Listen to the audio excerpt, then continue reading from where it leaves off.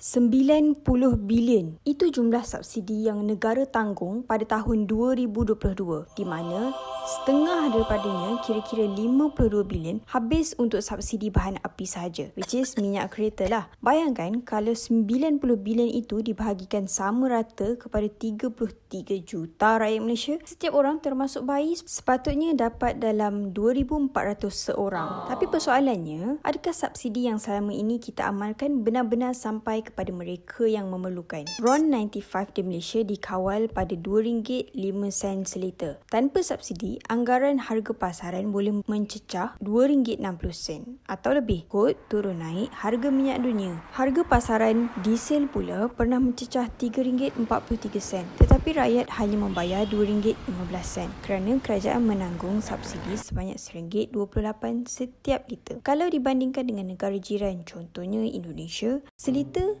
ada RM3.78. Thailand pula RM5.71. Singapura paling mahal, RM8.51 seliter. Kenapa jauh sangat beza? Sebab Singapura bukan sahaja tidak beri subsidi, malah mereka naikkan cukai yang tinggi untuk kawal jumlah kereta. Malaysia pula menanggung sebahagian besar kos supaya rakyat rasa harga minyak kereta lebih stabil. Jadi siapa sebenarnya yang untung? Kajian menunjukkan subsidi pukal atau blanket tidak adil. Golongan T20 mendapat 35% lebih subsidi bahan api. B40 hanya memakai sebanyak 24%. 10% teratas menikmati 2 kali ganda lebih banyak daripada 10% terbawah. Bahkan dianggarkan 3.5 hingga 4 juta warga asing turut mendapat subsidi kerana ia diberikan tanpa sasaran. Jadi, sah-sah ini tidak adil. Subsidi yang sepatutnya bantu rakyat berpendapatan rendah akhirnya lebih banyak menguntungkan golongan kaya dan bukan warga negara. Maka, kerajaan menanggung beban. Hutang dan liability negara kini mencecah 1.5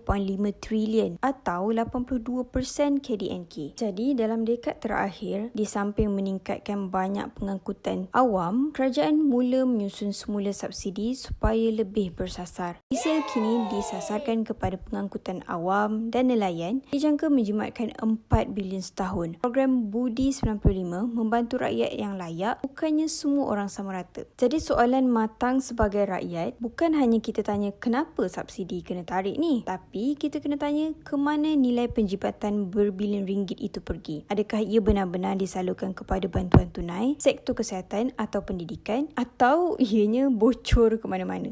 Duit dan hak ini perlu dikembalikan kepada rakyat. Ini ruang eksplorasi idea.